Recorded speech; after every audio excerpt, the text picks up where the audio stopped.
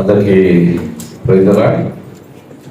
అందరూ విష్ చేసుకుంటున్నట్టుగానే wishing you all happy Christmas. క్రీస్తు జననము గూర్చి సువార్తల్లో మాట్లాడే అంశాలు వేరే, క్రైస్తవ విశ్వాసుల జీవితాల్లో మాట్లాడేది వేరే. బయట చాలా మీటింగుల్లో నేను వాక్యం చెప్పాను, మీరు చెబుతున్న వాళ్ళు ఉన్నారు. పబ్లిక్ మీటింగ్స్లో వాక్యము యేసు ఎవరు, ఎందుకు ఈ భూమి మీదకి వచ్చారు, ఆయన ఉద్దేశం గురించి ఎక్కువగా మనం మాట్లాడతాం. యేసు ప్రభుని రక్షకుడిగా చూపిస్తాం పబ్లిక్ మీటింగ్స్లో. అయితే సంఘములో రక్షించబడిన విశ్వాసులు, విరాసేవుడు, మనం రక్షించబడిన విశ్వాసుల్ని, లేక యేసు ఎవరో ఎరిగిన వారిని, యేసు ఎవరో ఎరిగిన వారికి యేసు వచ్చాను, లోక పాపములను తీయడానికి వచ్చాను అని మళ్ళీ చెప్పవలసిన పని లేదు. ఎందుకంటే we know the purpose of Jesus coming into this world. యేసు ప్రభు ఎందుకు భూమి మీదకి వచ్చారో ఆ ఉద్దేశం మనకు తెలుసు. మనం చాలా మంది రక్షించబడిన అనుభవంలో ఉన్నవారు, ఎవరైనా లేకపోతే ఆ రక్షణ అనుభవం వారు కూడా పొందాలి. అయితే యేసు వచ్చాడు, 2000 సంవత్సరాల క్రితం ఆయన భూమి మీద జన్మించారు. అయితే మన బాధ్యత ఏమిటి? What is our responsibility as Christian believers? ఒక క్రైస్తవ విశ్వాసిగా మన బాధ్యత ఏమిటి అన్నది మనం తెలుసుకోవాలి. యేసు పుట్టాడు అనేది ప్రపంచం అందరికీ తెలిసిన విషయమే. క్రైస్తవుల పండుగ క్రిస్మస్ అని అందరూ అంటూ ఉంటారు. అన్ని జనులు, మత ఛాందస్వాదులు కూడా యేసు ప్రభు జన్మించాడు, క్రైస్తవుల కొరకు జన్మించాడు అని అనుకుంటూ ఉంటారు. మొత్తానికి యేసు జన్మించాడు అనేది అందరూ చెబుతారు. దాంట్లో నమ్మిన వారు ఉన్నారు, నమ్మని వారు ఉన్నారు. సరే, నమ్మని వారి గురించి మనం పెద్దగా వివరణ ఇవ్వాల్సిన పని లేదు. నమ్మిన వారికి యేసు ప్రభు ఎందుకు వచ్చారు అనే విషయం తెలుసు. అయితే క్రైస్తవులుగా మనము క్రీస్తు జన్మను జ్ఞాపకం చేసుకునేది ప్రత్యేకంగా ఉండాలి. బయట వాళ్ళు క్రీస్తు జననం గురించి వాళ్ళు ఇదొక పండుగగా చేసుకుంటారు, ఇదొక క్రైస్తవులకి ప్రత్యేకమైన దినంగా చేసుకుంటారు, ఇది ఒక ఆర్భాటంగా చేసుకుంటారు. నమ్మని వారికి సంబంధించింది. నమ్మిన వారు క్రిస్మస్ ని జరుపుకునే విధానము తప్పనిసరిగా ప్రత్యేకంగా ఉండాలి. It should be unique for the believers when compared to unbelievers. అయితే విశ్వాసిగా నేను యేసు జన్మను గురించి ధ్యానం చేయడం ఎలాగ? ఎందుకంటే యేసు ప్రభు పుట్టారు, ఏ రోజు పుట్టారో అది ఇప్పటికీ డిబేట్ గానే ఉంది. ఆయన 25లో పుట్టారా, సెప్టెంబర్లో పుట్టారా, మార్చిలో పుట్టారా అనే డిబేట్ గానే ఉంది. అయితే చరిత్రలో ఎక్కడ ఆయన 25 పుట్టినట్టుగా ఆధారాలు ఏమి లేవు. కానీ ఒక రోజున ఆయన పుట్టారు. ఏదైనప్పటికీ ఆయన జన్మించారు భూమి మీద 360 దినాల్లో. యూదులు క్యాలెండర్లో 360 దినాలే ఉండాలి, మన క్యాలెండర్లో 365 ఉంటుంది. సో యూదుల క్యాలెండర్లో 360 దినాల్లో ఒక దినమున యేసు ప్రభు జన్మించారు. సరే, దానికి రీసెర్చ్ జరిగింది. మత పండితులు అందరూ కలిసి మొత్తానికి డిసెంబర్ 25 అనే తారీఖుని వారు నిర్ణయించడం జరిగింది. ఒక మాటను మనం అర్థం చేసుకోవాలి, మనకి తారీఖుతో సంబంధం లేదు, నెలతో సంబంధం లేదు, మనకి యేసు ప్రభుతోనే సంబంధం ఉంది. మరొకసారి చెప్తున్నాను, మనకి తారీఖుతో సంబంధం లేదు, మనకి నెలతో సంబంధం లేదు, యేసు ప్రభుతోనే సంబంధం ఉంది. ఎందుకంటే దానికి సంబంధించి చరిత్రలో పెద్దగా ఆధారాలు లేవు కాబట్టి. అదే కాదు, చాలాసార్లు మనం కూడా విన్నాము, తెలుసుకున్నాము. యేసు జన్మలో చాలా మంది వచ్చారు. యేసు జన్మలో గొర్రెల కాపరులు వచ్చారు, తర్వాత వాళ్ళు అదృశ్యమైపోయారు. ఇంకోసారి బైబిల్లో ఎక్కడ గొర్రెల కాపరుల గురించి ప్రస్తావన లేదు. యేసు జన్మలో సత్రపు యజమాని ఉంటాడు, మరొకసారి సత్రపు యజమానికి ఏమైందో బైబిల్లో ఎక్కడ లేదు.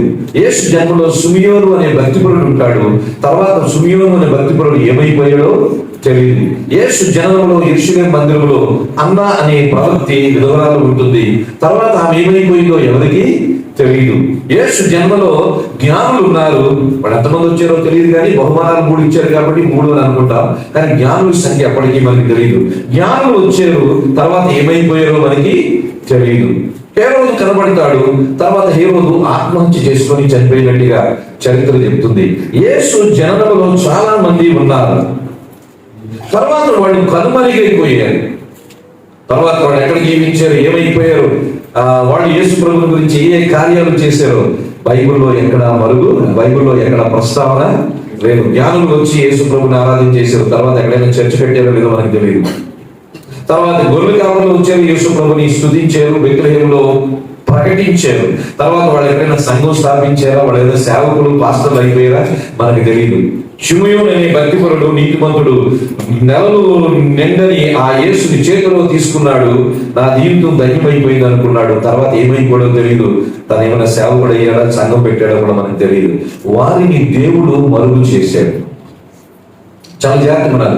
దేవుడు ఎందుకు వీళ్ళందరినీ మరుగు చేశారు అంటే, జ్ఞానులు మరుగు చేశాడు, గొర్రెల కాపరులు మరుగు చేశాడు, సత్రం యజమాని మరుగు చేశాడు, షిమియోను మరుగు చేశాడు, అన్న అనే ప్రవక్తను మరుగు చేశాడు. తర్వాత యోసేపును కూడా దేవుడు మరుగు చేశాడు. యేసు తండ్రి పెంచిన తండ్రిని కూడా మరుగు చేశాడు. తర్వాత కాలంలో మరియమ్మను కూడా దేవుడు మరుగు చేశాడు. అపొస్తలుల కార్యం 1వ అధ్యాయం తర్వాత చరిత్రలో ఎక్కడ మరియమ్మ కనబడదు.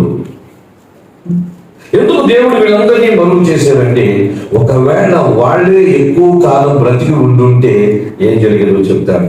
గొర్రెల కాపుల్లో ఎక్కువ కాలం బ్రతుకున్నా, జ్ఞానులే ఎక్కువ కాలం బ్రతుకున్నా, షిమియోను అన్న లాంటి వాళ్ళు ఎక్కువ కాలం బ్రతుకున్నా, మరి యేసుని పెంచిన యోసేపు ఎక్కువ కాలం బ్రతికితే ఏం చేసేవాడు అంటే, ప్రపంచ ప్రజలందరూ వీడిని పూజించడం మొదలు పెట్టేవాడు.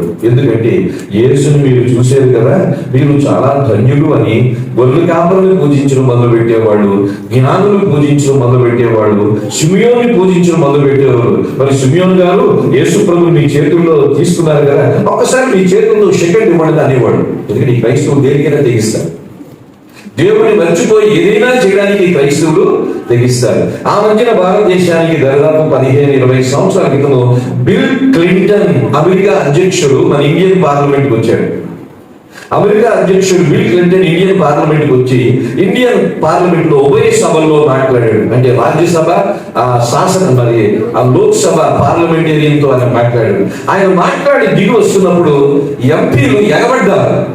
ఎందుకంటే షేక్ తీసుకోండి, ఎంపీలు మీరు ఎగబడ్డారు షేక్ తీసుకోండి. అది లైవ్ లో వచ్చింది. ఆ టైంలో టీవీ కూడా ఉంది, నేను కూడా చూశాను.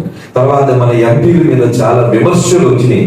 ఏంటి అంత ఆతృత, అమెరికా ప్రెసిడెంట్ మీరు షేక్ హ్యాండ్ తీసుకోవడం కదా, మీ చేతులకు ఏమొచ్చింది, అంత ఆతృత పడవలసిన పని ఏముంది? ఆయన అమెరికా అధ్యక్షుడు, నో డౌట్ అబౌట్ ఇట్. అయినంత మాత్రమే అంత ఎగబడవలసిన పని లేదు కదా. ఎందుకంటే పార్లమెంటేరియన్స్ అంటే భారతదేశానికి ప్రతినిధులు అందరూ ఉన్నారు. ఎంత చీప్ గా బిహేవ్ చేసేది ఎంపీస్ అని మన మీడియా అంతా ప్రచారం చేసింది. చాలా మంది ఎంపీలు ఈ చేతులతో అమెరికా ప్రెసిడెంట్ కి నేను షేక్ హ్యాండ్ ఇచ్చానని ఎంత మురిసిపోయాడు. ఏమొచ్చింది నీ చేతులకి? ఏమీ రాదు. అదే యేసు ప్రభు జన్మ విషయంలో మనం చూసినట్లయితే గొర్రెల కాపరులు ఉన్నారు, జ్ఞానులు ఉన్నారు, దేవదూతులు ఉన్నారు, షిమియోను ఉన్నాడు, మరియమ్మ ఉంది, యోసేపు ఉన్నాడు, ఎలిజబెత్ ఉంది, జకరియా ఉంది. వీళ్ళందరూ యేసు జన్మలో ఉన్నవారే. అయితే ఒకటి, వీరిలో చాలా మంది క్రీస్తు జననము చరిత్రలో కనుమరుగైపోయారు. ఇప్పుడే చెప్పాను కదా, గొర్రెల కాపరులు ఏమైపోయారు ఎంతవరకు తెలియదు. వాళ్ళ గురించి చరిత్రలో ఒక పుస్తకం కూడా రాయరు. జ్ఞానులు ఏమైపోయారో తెలియదు, వారి గురించి చరిత్రలో ఒక పుస్తకం కూడా రాయలేదు. దేవుడే కావాలని వాళ్ళందరినీ మరుగు చేశారు. కారణం చెప్పాను కదా, వాళ్ళు ఉంటే యేసుని విడిచిపెట్టి వాళ్ళు వెంట ప్రజలు వెళ్ళేవారు. మోషే సమాధిని దేవుడు మరుగు చేశాడు. మోషే ఎక్కడ భూస్థాపన చేయబడ్డాడో ఆ పిస్గా కొండ మీద ఈ రోజుకి ఇజ్రాయేల్ ప్రజలకి మరుగుగానే ఉంది, సీక్రెట్ గానే ఉంది. ఎందుకంటే మోషే పలానా చోట సమాధి చేయబడ్డాడని తెలిస్తే ఇజ్రాయేల్ ప్రజలందరూ, ఆఖ్యాల్లో ఉన్న వాళ్ళందరూ ఆ తబ్లీసి కొండని ఏదో ఒక దాన్ని పట్టుకుని ఇది మోషే సమాధిని, ఆ సమాధిని పూజించడానికి రెడీ అయిపోతారు.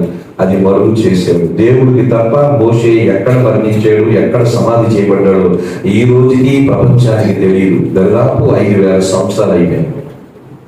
అందుకని దేవుడు కొంతమందిని మరుగు చేశాడు. క్రిస్మస్ లో అలా వచ్చారు, అలా మాయమైపోయారు.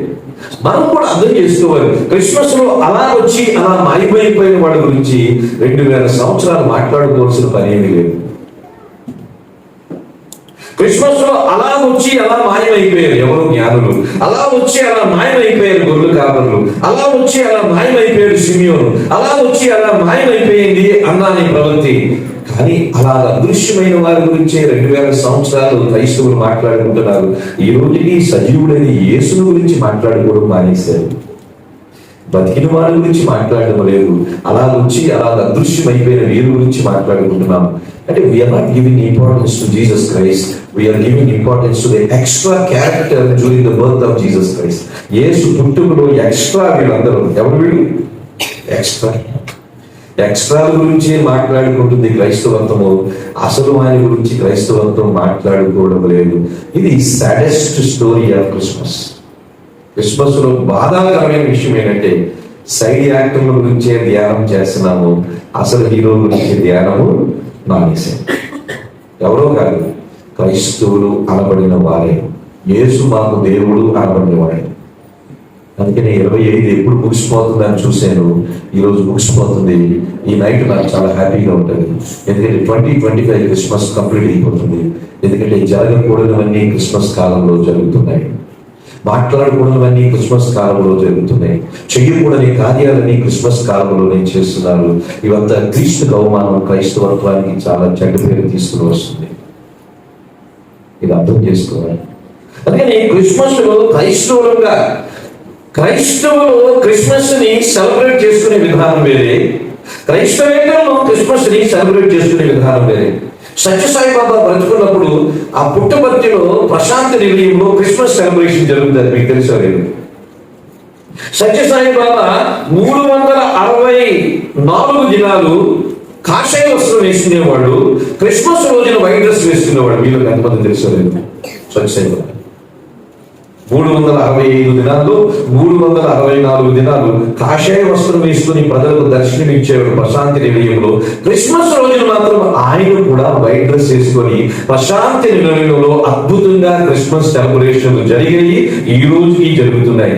సాయిబాబా భక్తులు క్రిస్మస్ ని చేసుకుంటారు, క్రైస్తవులు క్రిస్మస్ ని చేసుకుంటారు. వాళ్ళకి వీళ్ళకి తేడా ఏమీ లేదు. వాళ్ళు కేక్ కటింగ్ చేస్తారు, వీళ్ళు కేక్ కటింగ్ చేస్తారు. వాళ్ళు స్టార్ పెడతారు, వీళ్ళు స్టార్ పెడతారు. వాళ్ళు యేసు ప్రభువు గురించి చెప్తారు, వీళ్ళు యేసు ప్రభువు గురించి చెప్తారు. కానీ వాళ్ళు యేసుని నమ్మని వాళ్ళు, వీళ్ళు యేసుని నమ్మినవాళ్ళు. కానీ కార్యక్రమం అంతా ఒకటి. నేను చెప్పిన అబద్ధము కాదు. సత్యసాయి వెబ్సైట్కి వెళ్ళి మీరు చూడండి. ఈరోజు క్రిస్మస్ జరుగుతుంది, భోజనాలు చేస్తారు, అద్భుతమైన భోజనాలు పెడతారు. ప్రపంచవ్యాప్తంగా సత్యసాయిబాబా భక్తులు ప్రశాంతి నిలయంకి వస్తారు ఈ రోజున. సరే, బయట క్రైస్తవులందరినీ నేను మార్చలేను, మనం మార్చలేము. కానీ క్రైస్తవులుగా మనము క్రిస్మస్ లో పర్స్పెక్టివ్ మనం అర్థం చేసుకోవాలి. క్రిస్మస్ లో యేసు ఉద్దేశాన్ని మనం ప్రత్యేకంగా అర్థం చేసుకోవాలి. ఎందుకంటే మనం క్రిస్టియన్స్. యేసు ప్రభు జన్మించాడు, అది వాస్తవం. ఆయన మన కొరకే జన్మించాడు, అది వాస్తవం. ఆయన పాపుల కొరకే వచ్చాడు, అది వాస్తవం. ఆయన సిలువలో మరణించాడు, అది వాస్తవం. ఆయన మరణించి తిరిగి లేచాడు, వాస్తవం. పరలోకానికి ఆరోహణం అయిపోయాడు, వాస్తవం. ఆయన తిరిగి రాబోతున్నాడు, వాస్తవం. అయితే ఆయన పుట్టుకల గురించి మనము ఆలోచించే విధానం, ఆయన పుట్టుకను మనం జరుపుకునే విధానము అందరూ జరుపుకునేట్టుగా ఉండకూడదు క్రైస్తవులకి. కానీ విచారకరము, మెజారిటీ ఆఫ్ క్రిస్టియానిటీ దీన్ని ఒక ఆచారముగానే చేసుకుంటుంది. కానీ యేసు ఏ ఉద్దేశముతో వచ్చాడు, ఆ ఉద్దేశం క్రైస్తవులో నెరవేరిందా లేదా, నాలో నెరవేరిందా లేదా అనేది చాలా మందికి ఈ రోజుకి అర్థం కావడం లేదు. కనీసం కొద్దిమంది అయినా మనమైనా అర్థం చేసుకున్నాం. బయట వాళ్ళు అందరినీ మార్చడం మన వల్ల కాదు. ఎందుకంటే సాంప్రదాయంలో కూలికిపోయి క్రైస్తవత్వాన్ని యేసు ప్రభు కూడా మార్చలేడేమో అని అనిపిస్తుంది. ఈ రోజు యేసు ప్రభు వచ్చి మార్చలేదు ఎవరంటే క్రైస్తవులే. ఈ రోజు యేసు ప్రభు వచ్చిన మారిన వాడు ఎవరంటే ట్రెడిషనల్ క్రిస్టియన్స్, సాంప్రదాయబద్ధమైన క్రైస్తవులు. ఈ రోజు యేసు ప్రభు కూడా మార్చలేడు. ఎందుకంటే ఆయన వస్తే తప్పనిసరిగా రెండోసారి ఆయన సిలువ వేసేదావో చెప్పండి క్రైస్తవులు. ఆ రోజున యేసు ప్రభు సిలువ వేసింది రోమీలా యూదులా? యూదులు. యేసు ప్రభు ఒకవేళ మరొకసారి ప్రపంచ రక్షణ కొరకు వస్తే యేసు సిలువ వేసే మొట్టమొదటి జాబితాలో ఉండాలంటే క్రైస్తవులే ఉండాలి. ఎందుకంటే జరుగుతుంది యేసు నమ్మరు ఈ రోజు కూడా. ఇప్పుడు మాకు అవసరం లేదు, మా ఆచారాలు మా సాంప్రదాయాలు ముఖ్యము. యేసు అవసరం లేదు క్రైస్తవులకి. యేసు చుట్టూ ఉన్న ఆచారాలే అవసరము, సాంప్రదాయాలే అవసరము. అయితే యేసు ప్రభు యొక్క ఉద్దేశము మన జీవితంలో నెరవేరిందా అన్నది స్నేహితులారా, అది మనము అర్థము చేసుకోవాలి. కొన్ని అంశాలు మనం చూద్దాం. క్రైస్తవుల క్రిస్మస్ ఎలా ఉంటుందో చూద్దాం. మార్కు సువార్త 1వ అధ్యాయం. మార్కు సువార్త 1వ అధ్యాయం. క్రైస్తవులుగా మనం క్రీస్తు జననం గురించి ఎట్లా అర్థం చేస్తాం? మార్కు సువార్త 1వ అధ్యాయం 38వ వచనం. ఈ వచనాన్ని అలాగే ఉంచండి. ముందుగా మొదటి మాట చూద్దాం రండి. యోహాను సువార్త 1వ అధ్యాయము 11వ వచనం. యోహాను సువార్త 1వ అధ్యాయము 14వ వచనం. ఆ వాక్యము శరీరధారి అయి కృపా సత్య సంపూర్ణుడుగా మన మధ్య నివసించెను. చాలా ఆ వాక్యము అంటే యేసు ప్రభు ఎవరంటే వాక్యమైన దేవుడు. ఈ word of God, word became man అంట, వర్డ్ బికేమ్ ఫ్లెష్ అంట.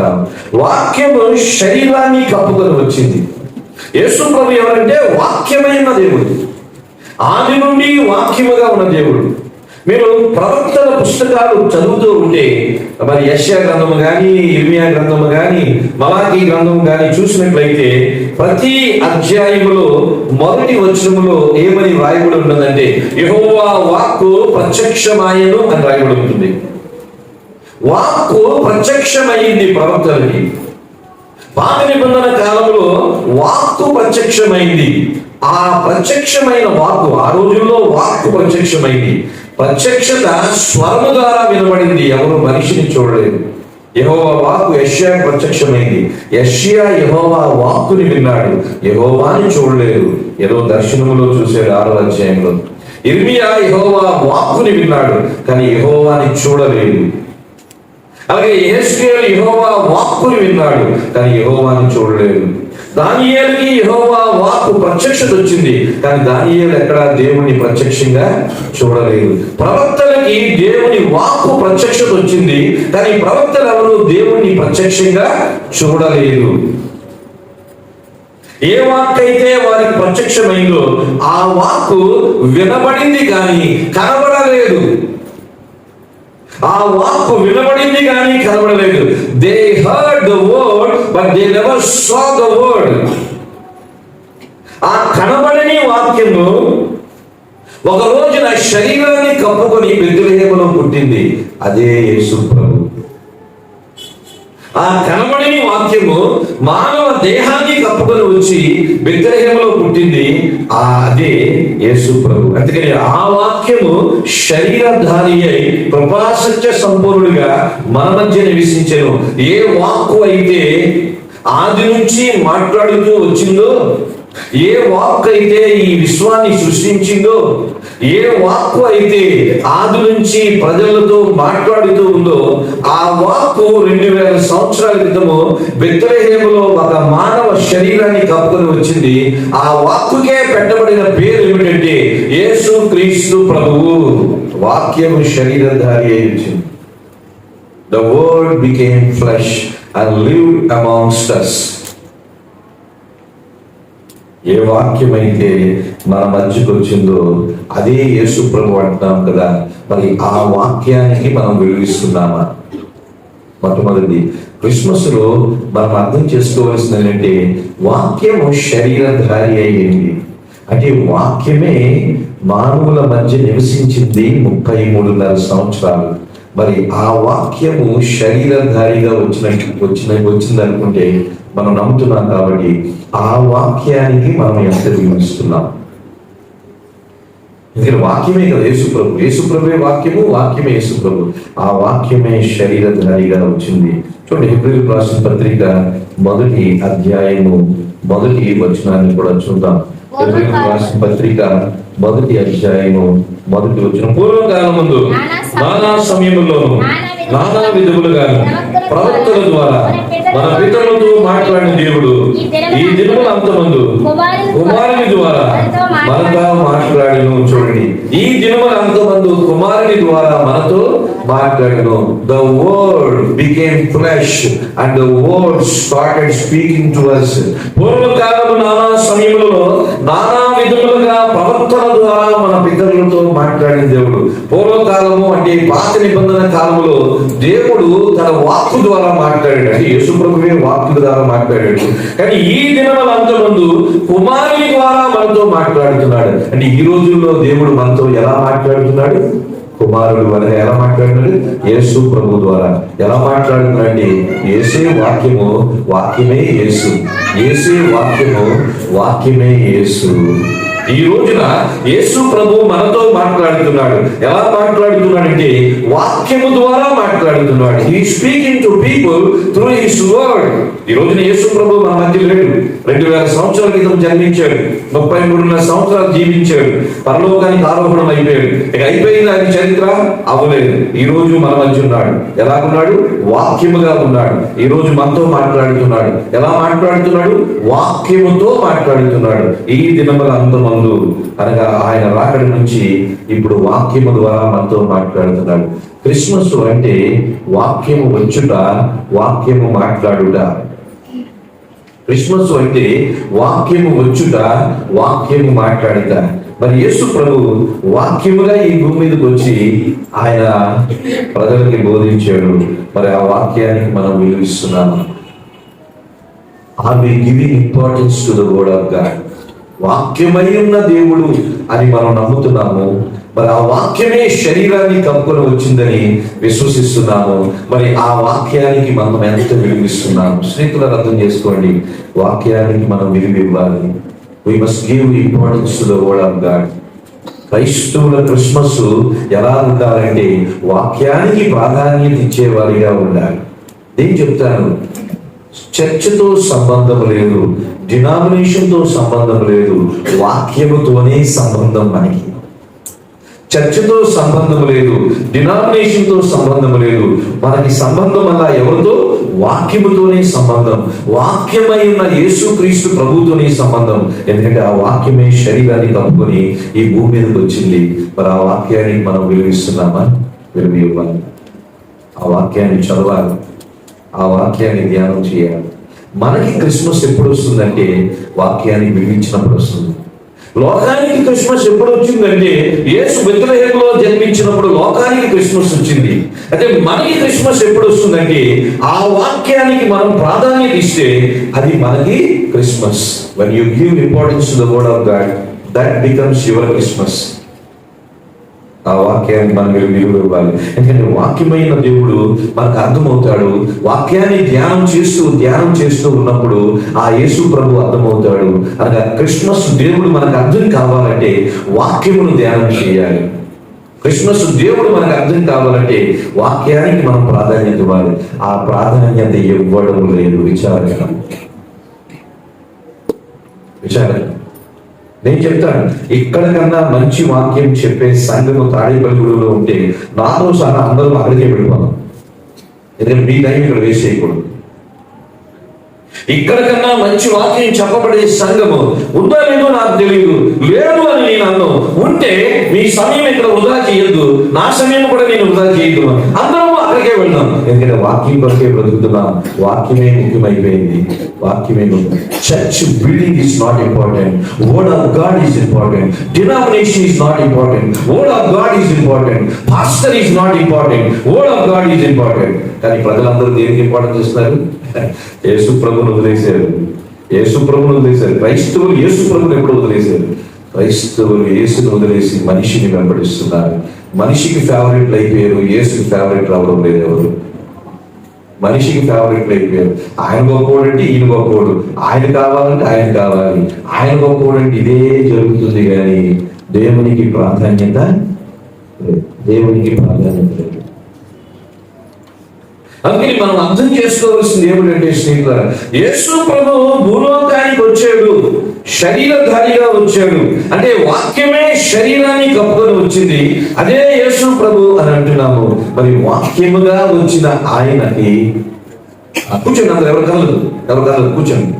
వాక్యముగా వచ్చిన ఆయనకి వాక్యానికి విలువిస్తున్నామా? వాక్యానికి విలువిస్తున్నాం. చాలా మంది పాటలు రక్షించడం ఉంటారంటే వాక్యం వినడానికి ఏదో వానపాములా కలిసిపోతారు. వానపాము కదిలిపోతుంది చూసారా? వాక్యం వినడానికి వానపాములా కదిలిపోతూ ఉంటారు. పాటలు 2 గంటలైనా కళ్ళు ఆర్పకుండా చెవులు మూసుకోకుండా వింటారు. సాతానుడు ఎక్కడ పడగొట్టారో అక్కడే క్రైస్తవుల్ని పడగొట్టారు. పాటలకు ప్రాముఖ్యం, వాక్యానికి 0 చేశాడు. 2 గంటలు వాక్యం వినేవాడు వీళ్ళు ఎంతమంది ఉన్నారు చెప్పండి? చాలా మంది ఉంటారు. ఏదో వాక్యం తెలిసిన వాళ్ళు ఫీల్ అవుతారు. వాక్యం తెలియదు కానీ వాక్యం వినరు. ఎందుకంటే సాతానుడు వాక్యం వినకుండా చేస్తాడు. 1 గంట సేపు కదలకుండా క్లాసులో స్టూడెంట్ అయితే 9:30 నుంచి 12 గంటల వరకు ఒక సెక్షన్, ఒక లెసన్, ఒక సబ్జెక్ట్ తర్వాత ఇంకో సబ్జెక్ట్ వచ్చి ప్రొఫెసర్స్ ఫ్యాకల్టీ వచ్చి 1 by 1 సబ్జెక్ట్ చెప్తూనే ఉంటారు. మార్నింగ్ 3-4 క్లాసెస్ ఉంటాయి, పీరియడ్స్ ఉంటాయి. అదంతా టీచింగ్. ఆఫ్టర్నూన్ 3 hours ప్రాక్టికల్ ఉంటాయి. కాలేజీలో ఉంటాం. ఎందుకో చెప్పంటారా? పాఠాలు వినాలి, నేర్చుకోవాలి, పాస్ అవ్వాలి, మంచి గ్రేడ్ రావాలి, అప్పుడే ఉద్యోగం. ఇక్కడ అది లేదు. విన్నా వినకపోయినా పరలోకం వచ్చేస్తుందనే ధైర్యం ఎక్కడో లేని ధైర్యం వచ్చింది. అందుకని క్రైస్తవులకు వాక్యం ఉంది. వాక్యం కాకుండా ఏదైనా కావాలి. కానీ ఆయన వాక్యమైన దేవుడు, వాక్యం శరీరాన్ని కప్పుకొని వచ్చింది. వాక్యమే లేకపోతే యేసు ప్రభువే లేడు. వాక్యమే లేకపోతే క్రిస్మసే లేదు. ఎందుకంటే ఆ వాక్యము శరీరధారి అయి కృపా సత్య సంపూర్ణుడిగా మన మధ్య నివసించడం. The word became flesh and lived amongst us for 33.5 years. వాక్యమై ఉన్న దేవుడు పుట్టాడు. మరి ఆ వాక్యానికి మనం ఎంత విలువిస్తున్నాం? ఆ వాక్యానికి ఎంత విలువిస్తున్నాం?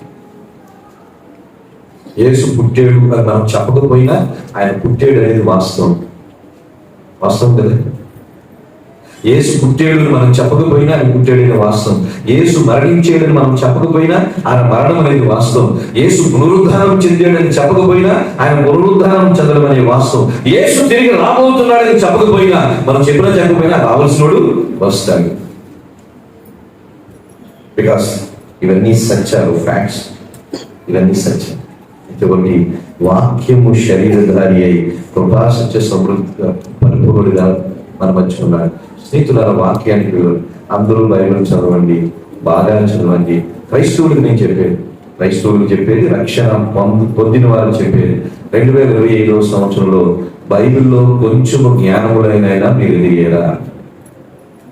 2025 సంవత్సరంలో బైబిల్ జ్ఞానములో కొంచెమైనా ఎదిగారా అన్నది చాలా ముఖ్యమైనది. చూడండి, పేతురు రాసిన 2వ పత్రిక 3వ అధ్యాయము 18వ వచనంలో మాట ఉంటుంది. పేతురు రాసిన 2వ పత్రిక 3వ అధ్యాయం 18వ వచనం. మన ప్రభువును రక్షకుడు యేసుక్రీస్తు అనుగ్రహించు కృపయందును జ్ఞానమందును అభివృద్ధి పొందుడి. జ్ఞానమందును అభివృద్ధి పొందుడి. ఏ జ్ఞానములు అభివృద్ధి పొందాలి? దేవుని జ్ఞానములు అభివృద్ధి పొందాలి. దేవుని జ్ఞానం ఎక్కడ దొరుకుతుంది? పరిశుద్ధ బైబిల్ గ్రంథంలో దొరుకుతుంది. అంటే బైబిల్ చదవాలి. ఒక మాట నేను మీకు తెలియజేస్తాను. మెసేజ్లు వినడం వేరే, బైబిల్ చదవడం వేరే. మెసేజ్లు వినడం వేరే, బైబిల్ చదవడం వేరే. నా మెసేజ్లు కూడా వినడం వేరే, బైబిల్ చదవడం వేరే. నా మెసేజ్లు విన్నంత మాత్రాన నీ బైబిల్ తెలిసిపోతుందని అనుకోవద్దు. మెసేజ్లు ముఖ్యం కాదు, బైబిల్ చదవడము, ధ్యానించడం ముఖ్యం. You may listen 10 messages or 20 messages per day. ఈ రోజు 10-20 వర్తమానాలు వినొచ్చు. మీకు తెలిసిన ఫేవరెట్ ప్రీచర్లు ఉండొచ్చు. ఆ ఫేవరెట్ ప్రీచర్ ఏ మెసేజ్ రిలీజ్ చేస్తే ఆ మెసేజ్ వినొచ్చు. కానీ మెసేజ్ విన్నంత మాత్రాన బైబిల్ తెలుసు అనుకోవద్దు. నెవర్. మెసేజ్లు వినడం వేరే, బైబిల్ చదవడం వేరే. ఆ జ్ఞానం వేరే, ఈ జ్ఞానం వేరే. మెసేజ్ వినడం ద్వారా వాక్యం కొంత తెలుస్తుంది. కానీ మెసేజ్ చెప్తున్న సేవకుడి గురించి మీకు బాగా తెలుస్తుంది, దేవుడు తెలియదు. మెసేజ్ వినడం ద్వారా వాక్యం తెలుస్తుంది. ఆ మెసేజ్ చెప్పిన సేవకుడు గురించి బాగా బలాన్ని వాడు మంచి సేవకుడు అండి, ఆయన మంచి వర్తమానం. You will come to know about the messenger more, not Christ. అందుకే చెప్తున్నాను, మీకు చెప్తున్నాను, నేను వెళ్ళిన ప్రతి చోట చెప్తాను, సేవకుల కాన్ఫరెన్స్ లో చెప్తాను, మెసేజ్లు వినడం తగ్గించండి, బైబిల్ చదవడం ఎక్కువ చేయండి. Stop listening to the messages, read the word of God more, meditate the word of God more. వర్తమానాలు వినడం తప్పుగా అనడం లేదు, మంచి మంచి సేవకులు వర్తమానాలు చెప్పేవాళ్ళు ఉన్నారు, కానీ బైబిల్ చదవడానికి అది ప్రత్యామ్నాయమో కాదు. Listening to the word of God and different messages never be a substitute for study and meditating the word of God. ఇది అర్థం చేసుకోండి. మీ ఫేవరెట్ ప్రీచర్లు మీకు ఉండొచ్చు, మీరు అభిమానించే ప్రసంగికులు ఉండొచ్చు, కానీ బైబిల్ చదవడానికి ఆ మెసేజ్లకి సంబంధం లేదు. ఇది వేరే, అది వేరే. మీరు బైబిల్ చదవడం ప్రారంభించండి, మీకు దేవుని జ్ఞానం అభివృద్ధి చెందుతుంది. మెసేజ్లు వినండి, ఏదో వాళ్ళు ఇచ్చే టాపిక్స్ మీద వింటూ ఉంటారు, అంతవరకే. కానీ బైబిల్ క్రమంగా మీకు అప్పటికీ అర్థం కాదు, బైబిల్ చదవకపోతే. యూట్యూబ్లో వచ్చే మెసేజెస్, వాట్సాప్లో వచ్చే షార్ట్స్, ఈ రోజుల్లో ఎన్నో ఎన్నో వందల వేల అవైలబిలిటీలో ఉన్నాయి. మంచి వర్తమానాలు లేవు అని అనడం లేదు, కానీ దానివల్ల ప్రయోజనం లేదు. బైబిల్ చదవడం వల్ల వచ్చే ప్రయోజనం ఎక్కువ, మెసేజ్లు వినడం ద్వారా వచ్చే ప్రయోజనాలు తక్కువ. Read, meditate than listening to the word of God. అందుకని ఒక భక్తుడు ఉండేవాడు, ఆయన మరణించాడు కరోనా టైంలో. ఇంగ్లాండ్లో ఒక భక్తుడు ఉండేవాడు, డేవిడ్ పాసన్ అని. మీరు వింటే ఇంగ్లీష్ వస్తే డేవిడ్ పాసన్, PAWSON, డేవిడ్ పాసన్ అనే మెసేజెస్ వినడానికి ప్రయత్నం చేయండి. ఇంగ్లీష్ వచ్చిన వాడు వండర్ఫుల్ మెసేజ్ ఇస్తాడు. ఆయన చెప్పింది ఏమంటే, క్రిస్టియానిటీ డిక్లైన్ ఎప్పుడు స్టార్ట్ అయిందంట, 1857 సంవత్సరంలో క్రైస్తవత్వం పతనం మొదలైందంట. 1857 సంవత్సరంలో ఏం జరిగిందో చెప్పంటారా? ఇండస్ట్రియల్ రెవల్యూషన్ వచ్చింది. ఇండస్ట్రియల్ రెవల్యూషన్ అనేది వచ్చింది 1857 సంవత్సరంలో. అది కూడా ఇంగ్లాండ్ దేశంలో ప్రారంభించబడింది. ఎప్పుడైతే ఇండస్ట్రియల్ రెవల్యూషన్ 1857 సంవత్సరంలో వచ్చిందో, ఈ రెవల్యూషన్ ద్వారా కొత్త కొత్త ఇన్వెన్షన్స్ వచ్చినాయి. ఆ ఇన్వెన్షన్స్ లో ఒక ఇన్వెన్షన్ ఏంటంటే టేప్ రికార్డర్. ఆ ఇన్వెన్షన్ లో ఒకటి ఏమిటంటే టేప్ రికార్డర్. అంతవరకు బైబిలే చూడాలి, బైబిలే చదవాలి, మెసేజ్లు ఎవరైనా చెబుతూ ఉంటే చక్కగా శ్రద్ధగా వాక్యం వినాలి. కానీ ఎప్పుడైతే టేప్ రికార్డర్ వచ్చిందో, బైబిల్ చదవడం మానేశారు, మెసేజ్లు వినడం తగ్గించారు. ఎందుకంటే టేప్ రికార్డర్ ఆన్ చేస్తే ఆ ఇంటికి వెళ్ళి వినొచ్చులేదు. టేప్ రికార్డర్ వచ్చింది స్టార్టింగ్ లో. ఇండస్ట్రియల్ రెవల్యూషన్ మొట్టమొదటిగా వచ్చింది. మెసేజ్, వాక్యం చదవడం తగ్గించారు, మెసేజ్లు వినడం మొదలుపెట్టారు. ఎందుకంటే చర్చిల్లో ఏముంది, ఈ మెసేజ్ యూట్యూబ్లో తర్వాత వినొచ్చులేని, చర్చిల్లో కూడా వినడం లేదు. యూట్యూబ్లో లైవ్ ఛానల్ క్రైస్తవ్యాన్ని పాడు చేసే, బాగు చేయలేదు. మీకు చెప్పిన లైవ్ ఛానల్ ఎవరికంటే హాస్పిటల్ బెడ్లో కదలలేని వాడికి, ఇంట్లో ఖాళీగా కూర్చున్న వాడికి కాదు. లైవ్ స్ట్రీమింగ్ ఎవరికంటే హాస్పిటల్లో బెడ్లో ఉన్నవాడు, చర్చికి లాలేని వాడికి అవసరము. కానీ ఆరోగ్యంగా ఉండేవాడు చర్చికి రావాలి, వాక్యం వినాలి. లైవ్ స్ట్రీమింగ్ జబ్బు పడిన వారికి, ఐసీయూలో ఉన్న వాడికి, ఆరోగ్యం కలిగిన వాడు లైవ్ స్ట్రీమింగ్ కాదు. అయితే ఎప్పుడైతే ఈ డిజిటల్ టెక్నాలజీ వచ్చిందో, టేప్ రికార్డర్ అనేది వచ్చిందో, ప్రజలు వినడానికి ఆసక్తి చూపించారు, తగ్గించారు. ఆ తర్వాత ఈ టెక్నాలజీ వల్ల ఏం చేసింది, తర్వాత ఇంకో మాట చెప్తారు డేవిడ్ పాసన్. అది చాలా రీసెర్చ్ చేశారు ఆయన. ఆయన అంటాడు, ఎప్పుడైతే ఇండస్ట్రియల్ రెవల్యూషన్ అనేది వచ్చిందో, ఆటోమొబైల్స్ ఇన్వెన్షన్ జరిగింది. అంటే కార్లు కొత్తగా రోడ్డు మీదకి రావడం జరిగింది. అంతకుముందు ఇంగ్లాండ్ దేశంలోనంటే చర్చికి వెళ్ళాలంటే, జాగ్రత్తగా ఈ మాట మీరు ఇప్పుడు విన్నారు, ఇంగ్లాండ్ దేశంలో చర్చికి వెళ్ళాలంటే ఎక్కడో ఒక చర్చ్ ఉండేది, కమ్యూనిటీ అంటే క్రైస్తవ సోదరులు అందరూ నడుచుకుని, ఎందుకంటే అప్పటికి కార్లు లేవు, బైకులు లేవు, అందరూ నడుచుకుని మాట్లాడుకుంటూ, సంభాషించుకుంటూ, దేవుని గురించి ఆలోచన చేస్తూ, పాటలు పాడి కలిసి వెళ్తూ మందిరానికి వెళ్ళేవాళ్ళంట. ఇండస్ట్రియల్ రెవల్యూషన్ ఎప్పుడైతే వచ్చిందో, ఆటోమొబైల్ ఎప్పుడైతే ఇన్వెన్షన్ జరిగిందో, వాహనాలు ఎప్పుడైతే వచ్చిందో, ఎవరు మట్టుకు వాళ్ళు చర్చికి వెళ్తారు, ఎవరు మట్టుకు వాళ్ళు వచ్చేస్తారు. ఫెలోషిప్ మిస్ అయింది అన్నాడు. ఇది ఇండస్ట్రియల్ రెవల్యూషన్ ద్వారా వచ్చిన కొన్ని అనర్థాలు. టెక్నాలజీ మనకు ఉపయోగమే, కానీ ఆత్మీయతలో చాలా నష్టాన్ని తీసుకొని వచ్చింది అన్నాడు. ఎందుకంటే ఆయన is a big man, is world famous preacher, చనిపోయాడు. దేవుడి పాసం. వాక్యం చదవాలి, ఎందుకంటే వాక్యమైన దేవుడు మన మధ్యకు వచ్చాడు. అదే క్రిస్మస్ శరీరానికి అప్పుడు వచ్చింది. అంటే మన చర్చస్ లో వాక్యాన్ని విలువిస్తాము. వాక్యం వాక్యం వాక్యము, ఎందుకంటే వాక్యమే శరీరధారిగా కృపా సత్య సంపూర్ణుడిగా మనం వచ్చుకో. మరి ఆ వాక్యమే మనం చదవకపోతే ఎలా? అదే అడిగాను కదా, 2025లో మీరు బైబిల్ జ్ఞానంలో ఎంత ఎదిగారు? మీకు మీరే ఈ ప్రశ్నకి సమాధానం చెప్పుకోండి.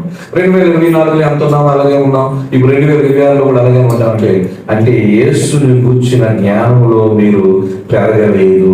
సంవత్సరాలు క్యాలెండర్లో పేజీలు మారుతున్నాయి కానీ యేసుని కూర్చిన జ్ఞానంలో పెరగలేదు. ఇది విచారకరము. రెండవది, యేసు ప్రభు ఎందుకు వచ్చాడు చూడండి. ఇప్పుడు మార్కు సువార్త మొదటి అధ్యాయంలో మనం చూసాం కదా, 38వ వచనంలో, మార్కు సువార్త మొదటి అధ్యాయం 38వ వచనంలో, ఆయన ఇతర సమీప గ్రామంలోను నేను ప్రకటించినట్లు వెళుతున్నట్టు ఇందు నిమిత్తమే కదా నేను బయలుదేరి వచ్చింది నేను వారితో చెప్పాను. యేసు ప్రభు ఎందుకు వచ్చారు అంటే ప్రకటించుటకు వచ్చాడు. To preach the gospel. Jesus Christ came into this world. ప్రకటించడానికి వచ్చాడు. ఆయన అంటున్నాడు, ఇదిగో నేను ఎందుకు వచ్చానంటే భూమి మీదకి ఈ సమీప గ్రామములలో నేను ప్రకటించినట్లు వెళుదవరండి, ఇందు నిమిత్తమే నేను బయలుదేరి వచ్చి తినని వారితో చెప్పాను. క్రిస్మస్ ప్రకటించడానికి వచ్చింది. క్రీస్తు జననము గురించి లోకానికి ప్రచురం చేయడానికి వచ్చింది. దేవదూతలు కూడా ఏమనంటారు? లూకాసు సువార్త 2వ అధ్యాయంలో దేవదూతలు ఏమనంటారంటే 2వ అధ్యాయం 10వ వచనంలో, అయితే ఆ దూత భయపడిపడి ఇదిగో ప్రజలందరికీ కలగబోవు మహా సంతోషకరమైన సువర్తమానము. సంతోషకరం, గుడ్ టైడింగ్స్ అంట. మహా సంతోషకరమైన సువర్తమానం నేను మీకు తెలియజేస్తున్నాను. సువర్తమానం. యేసు ప్రభు అంటాడు, ఇదిగో ప్రకటించడానికే వచ్చానంటాడు. యేసు ప్రభు ఏం ప్రకటించాడు? మత్తయి సువార్త 4వ అధ్యాయము 17వ వచనం.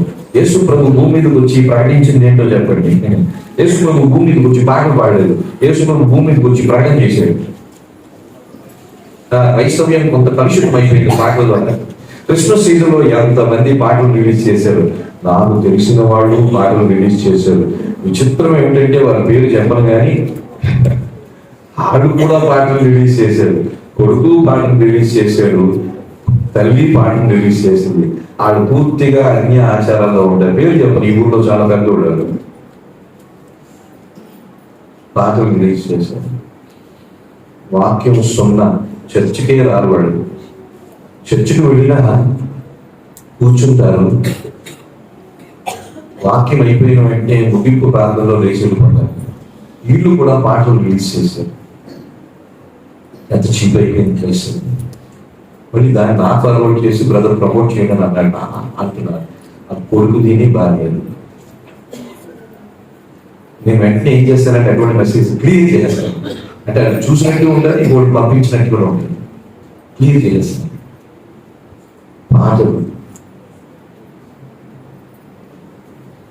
యేసు ప్రభు భూమి పుట్టినప్పుడు సువర్తమానం ప్రకటించారు. దేవదూతలు దేవుడిని ఏం చేశారు? స్తుతించారు. గొర్రెల కాపరులు ప్రచురము చేశారు. ప్రచురము చేశారు అనే మాట చూశారు. యేసు ప్రభు జన్మించినప్పుడు hark the herald angel sing అనే పాట ఎవరు పాడలేదు. జాయ్ టు ద వరల్డ్ అనే పాట ఎవరు పాడలేదు. జింగిల్ బెల్ అనే పాట ఎవరు పాడలేదు. దూత పాట పాడరు. దూతలు ఏం పాట పాడారో తెలియదు కానీ దూతలు మాత్రం పాట పాడారు. కానీ ఏం పాట పాడారు నాకేమిటి? యేసు ప్రభు అనామకుడిగా పేదవాడిగా ఆ తల్లిదండ్రులు పశువుల దొడ్లు ఆయన్ని మొదలుపెట్టారు. ఆయన అంటాడు, నేను ఎందుకు భూమి మీదకి వచ్చానంటే ప్రకటించడానికే వచ్చానంటాడు. ఏం ప్రకటించారో చూడండి. మత్తయి సువార్త 4వ అధ్యాయం 17వ వచనం. అప్పటి నుండి యేసు పరలోక రాజ్యం సమీపించి ఉన్నది కనుక మాల్మోస్పందుడని చెప్పుచు ప్రకటింప. యేసు వచ్చి చేసింది ఏంటంటే పరలోక రాజ్యం గురించి ప్రకటన చేయడం మొదలుపెట్టి he started preaching about the kingdom of God. యేసు ప్రభు ఏమి ప్రకటన మొదలుపెట్టాడంటే దేవుని రాజ్యం గురించి ప్రకటించడం మొదలుపెట్టాడు. About the Kingdom of God, the Kingdom of haven అంట. పరలోక రాజ్యం గురించి ప్రకటించడం మొదలుపెట్టాడు. అందు నిమిత్తమే నేను వచ్చాను అని అంటున్నాడు. ఇది రెండవది మనం అర్థం చేసుకోవాలి. మొదటి వాక్యము శరీరధారి అయి వచ్చింది, ఆ వాక్యానికి మనం ప్రాధాన్యత ఇవ్వాలి. రెండవది ఆయన ప్రకటించడానికి వచ్చాడు, మనము కూడా ప్రకటించవలసిన అవసరత ఉంది. మనము కూడా ప్రకటించవలసిన అవసరం ఉంది. ఏమి ప్రకటించాలి? ఇదిగో ఆయన పరలోక రాజ్యము సమీపంగా ఉంది, మారు మనసు పొందుడి అని ప్రకటించాలి. పరలోక రాజ్యము గురించి ప్రకటన చేయాలి. We must preach about the kingdom of God. ఎందుకంటే యేసు ప్రభు పరలోక రాజ్యము గురించి ప్రకటన చేయడానికి భూమి మీదకి వచ్చారు. అదే మత్తయి సువార్త 4:17 చూస్తాం. యేసు ప్రకటన చేయడానికి వచ్చాడు, అందుకని మనము కూడా ప్రకటన చేయాలి. ఇది మనం అర్థం చేసుకోవాలి. యేసు ప్రభు ప్రకటన చేయడానికి వచ్చాడు, దేవుని రాజ్యముల గురించి ప్రకటన చేయడానికి వచ్చాడు. ఆయన రాజ్యం గురించి చెప్తాడు కదా, మత్తయి సువార్త 6:33 ఆయన రాజ్యం ఏమిటి? కాబట్టి మీరు ఆయన రాజ్యమును నీతిని మొదట వెతుకుడి, అప్పుడు అవన్నీ యేసు ఎందుకు వచ్చాడంటే పరలోక రాజ్యమును అనుగ్రహించడానికి వచ్చాడు.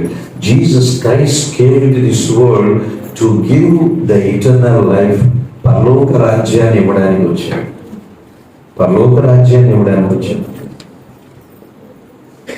ఆ పరలోక రాజ్యం గురించి ఆయన ప్రకటన చేశారు. స్నేహితులారా, మనము ప్రకటన చేయవలసింది యేసు ఏమి ప్రకటన చేశాడో మనము అదే ప్రకటన చేయాలి. యేసు పరలోక రాజ్యం గురించి ప్రకటన చేశాడు, మనము కూడా ఏం ప్రకటన చేయాలి? పరలోక రాజ్యం గురించి ప్రకటన చేయాలి. యేసు ప్రభు భూమి మీద రాజ్యం గురించి ప్రకటన చేయలేదు. పరలోకంలో ఒక రాజ్యం ఉంది, అక్కడ పరిశుద్ధులే ప్రవేశిస్తారు, అదే నిత్య జీవము. అక్కడ ప్రవేశించాలంటే రక్షణ పొందాలి. పరలోక రాజ్యం గురించి ప్రకటన చేయడానికి భూమి మీదకి వచ్చాడు. మనము కూడా పరలోక రాజ్యం గురించి ప్రకటన చేయాలి. ఇది చాలా ముఖ్యమైనది. మరి యేసు ప్రభు ప్రకటన చేయడానికి వచ్చాను, అందు నిమిత్తమే వచ్చాను అన్నారు. మనము కూడా మన పరిధుల్లో మరికొంతమందికి ఆ ప్రకటన చేయాలి. మన పరిధుల్లో మరికొంతమందికి ఆ సువార్తను చెప్పాలి. ఆ సువార్తను చెప్పాలి. యేసు ఎందుకు వచ్చాడంటే ప్రకటించడానికి వచ్చాడు. దేని గురించి ప్రకటించడానికి వచ్చాడు? పరలోక రాజ్యం గురించి ప్రకటించడానికి వచ్చాడు. మనం కూడా ఆయన ప్రకటించిన పరలోక రాజ్యం గురించి మీరు నేను ప్రకటించాలి. అవతల వ్యక్తి మారేడా లేడా అనేది ముఖ్యం కాదు, ప్రకటించేమా లేదా అనేదే ముఖ్యం. ఎందుకంటే యేసు ప్రభు ప్రకటిస్తేనే చాలా మంది మారలేదు. అలాగే మనం ప్రకటిస్తాము, అందరూ మారతారు నేను అంటలేదు. అయితే ప్రకటించవలసింది మా బాధ్యత.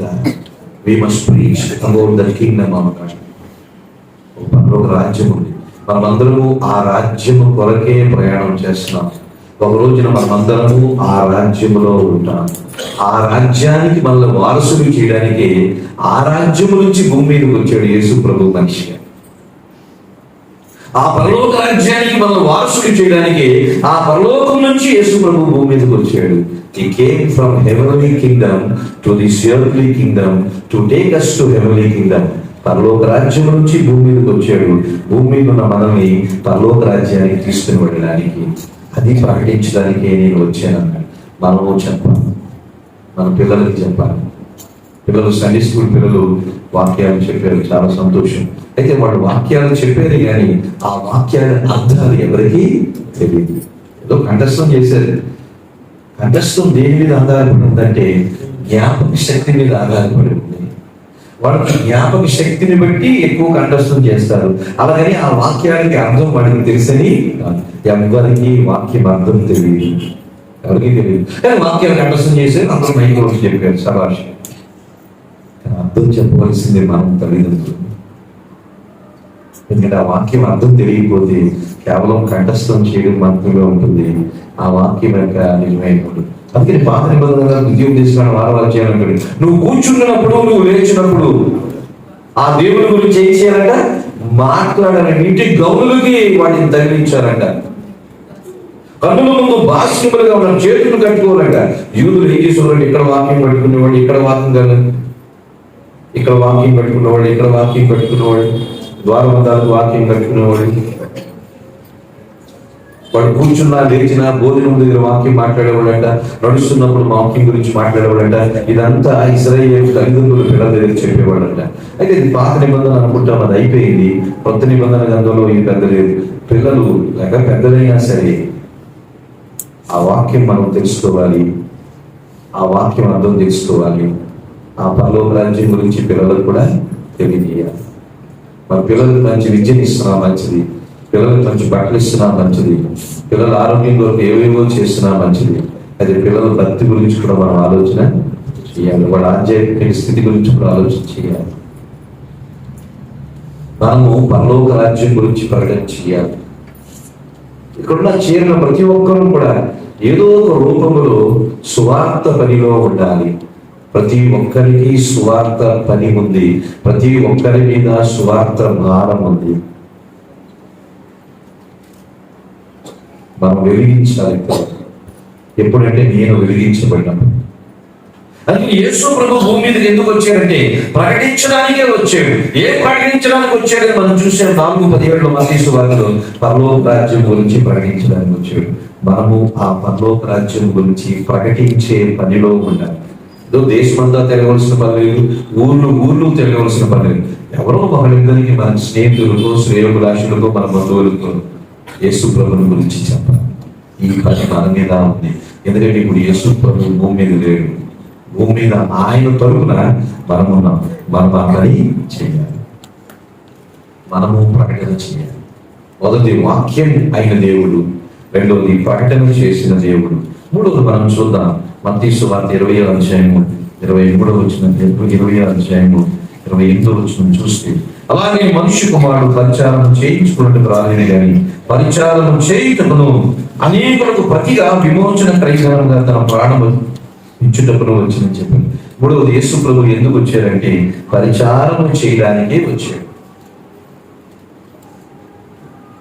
ఇప్పుడు క్రైస్తవులుగా మనము కూడా పరిచారం చేయాలి. యేసు ప్రభు ఎందుకు వచ్చాడు? పరిచారం చేయడానికి వచ్చాడు. మనము పరిచారం చేయాలి. యేసు ప్రభు ఏ పరిచారం చేశాడు అది తెలుసుకొని మనము ఆ పరిచారం చేయాలి. What kind of ministry rendered, ఆయన మినిస్ట్రీ ఏదో తెలుసుకొని మనము అదే మినిస్ట్రీ చేయాలి. యేసు ప్రభు ఏం పరిచారం చేశాడు? ఎవరికి చేశాడు యేసు ప్రభు పరిచారం? యేసు ప్రభు పరిచారం చేయడానికే వచ్చాడు. కానీ ఏం పరిచారం చేశాడు? ఎవరికి పరిచారం చేశాడు? చూడండి, యేసు ప్రభు అందరికీ పరిచారం చేశాడు. పరిచారం అంటే సేవ చేశాడు. పరిచారం అంటే సేవ చేశాడు. ఏ సేవ చేశాడు? ఆయన 3.5 సంవత్సరాల ఆ పరిచర్య, ఆ సేవా సంవత్సరాల్లో ప్రతి ఒక్కరిని ఆయన ఆదుకున్నాడు, కనికరాన్ని చూపించాడు. ప్రతి ఒక్కరిని ఆయన ఆదుకున్నాడు, కనికరాన్ని చూపించాడు. ఆయన పరిచారం చేశాడు.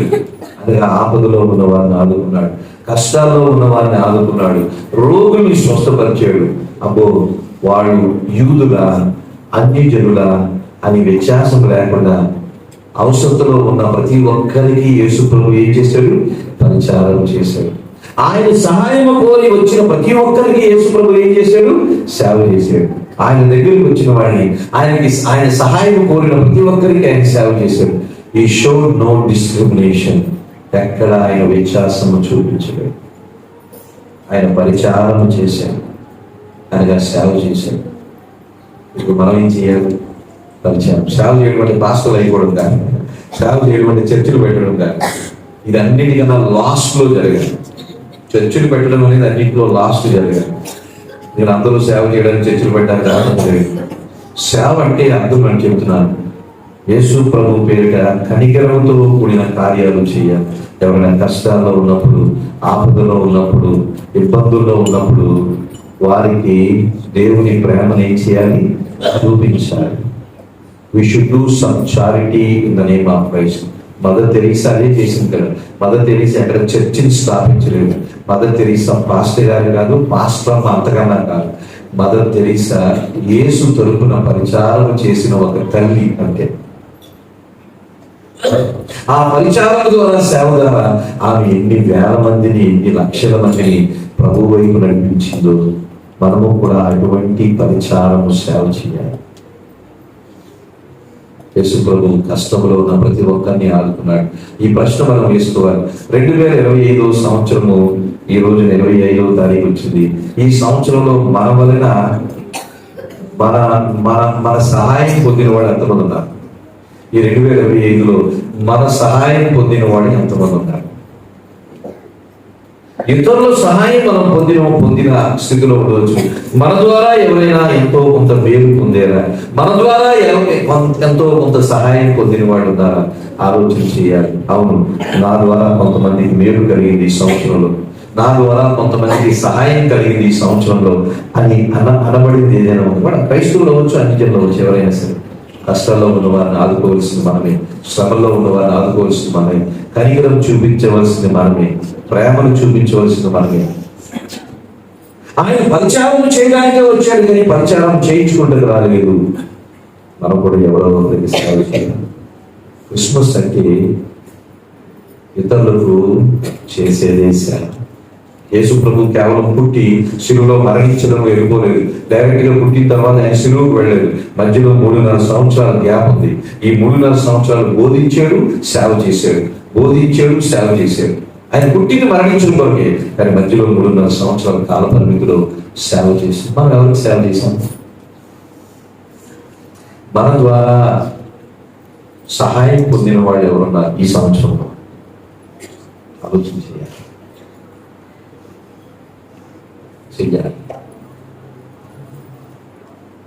చర్చకు చేసే సేవ వేరే, మనుషులకు చేసే సేవ వేరే.